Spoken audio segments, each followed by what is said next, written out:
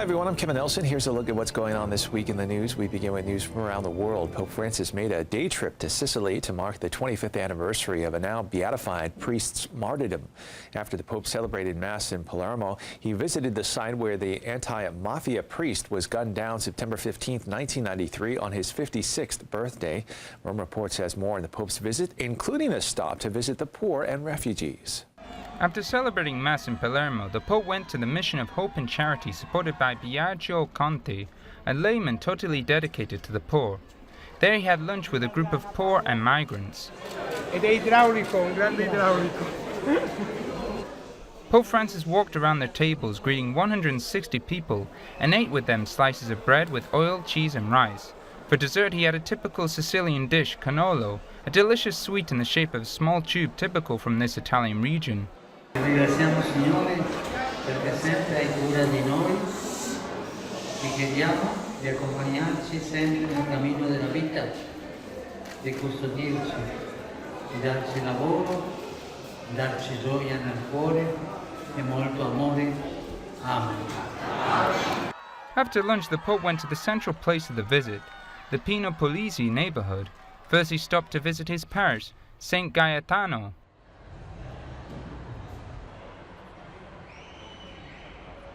He then visited Pino's house. There he was greeted by this image. The inhabitants of the neighborhood hung white sheets from their balconies, symbols of their popular rejection of the mafia. It was one of the images of the visit to Palermo. The Pope first prayed at the exact spot where the priest was assassinated on the morning of September the 15th, 1993, on his birthday. Today he would be 81.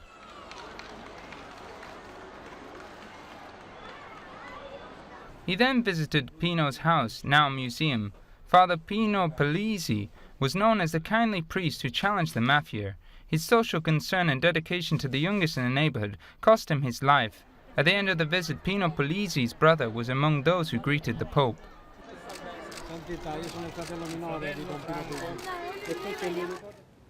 Looking now at news from around the country, Archbishop William Laureate of Baltimore celebrated Mass over the weekend at the Cathedral of St. Joseph in Wheeling, West Virginia. The Mass culminated the Archbishop's visit to Wheeling, during which he met with diocesan staff after Pope Francis accepted Bishop Michael J. Bransfield's resignation as Bishop of the Diocese of Wheeling-Charleston and then appointed Archbishop Laureate apostolic administrator of the diocese. The Pope has also instructed the Archbishop to conduct an investigation into allegations of sexual harassment of adults against Bishop Bransfield.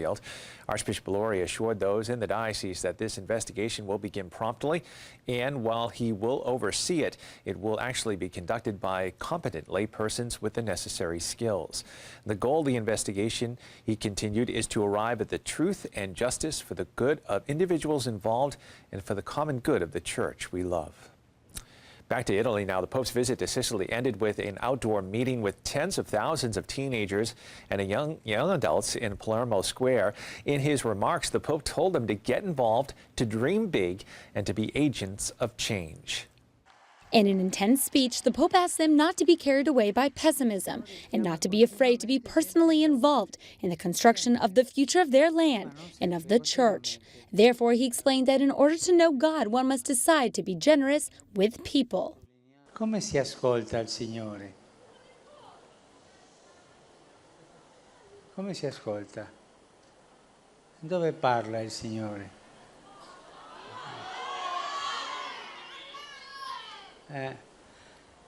Voi avete il numero del telefonino del Signore per chiamarlo? Il Signore non si ascolta stando in poltrona, capite?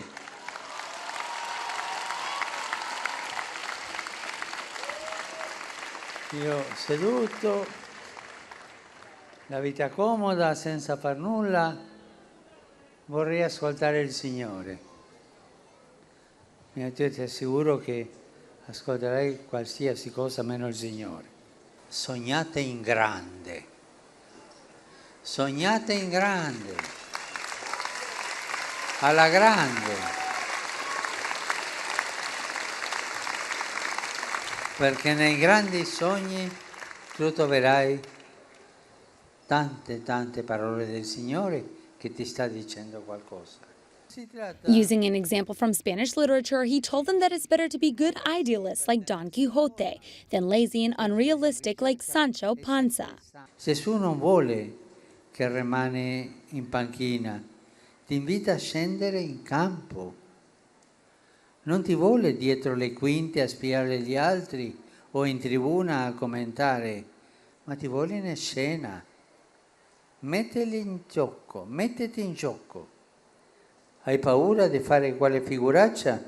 Ma falla, pazienza. Tutte ne abbiamo fatte tante.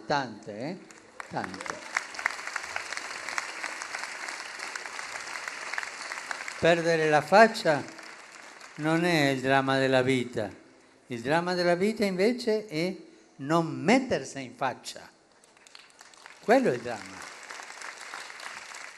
And finally, in the news, Pope Francis, U.S. President Donald Trump, and the United Nations have all warned of the humanitarian catastrophe unfolding should Syria, Russia, and Iran go forward with an attack in Idlib, which is the last rebel stronghold in Syria.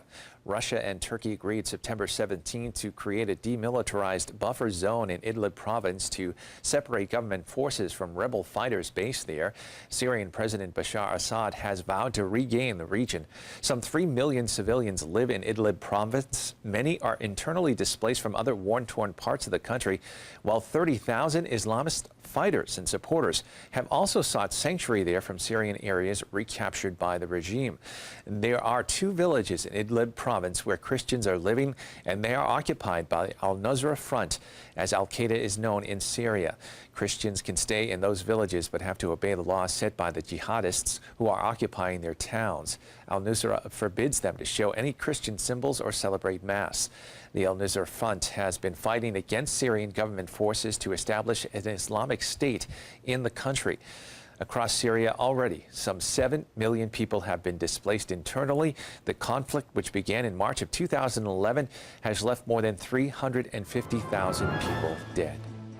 Well, that is all the information we have for you this time. I'm Kevin Nelson. Don't forget, you can keep up to date on Catholic news throughout the week with Catholic Newsbreak right here on the Catholic TV Network.